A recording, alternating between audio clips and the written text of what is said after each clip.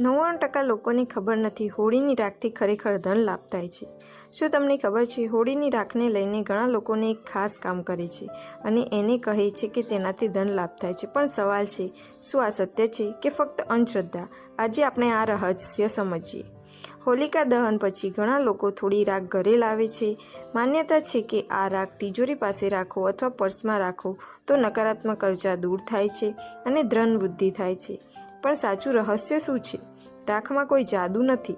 રાખ એ પ્રતીક છે, એ યાદ અપાવે છે કે અહંકાર બળી ગયો, નકારાત્મકતા દહન થઈ ગઈ।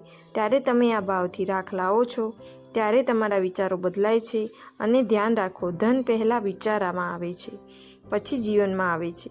સકારાત્મકતા, શ્રદ્ધા અને મહેનત, આ જ છે સાચો ધન ઉપાય।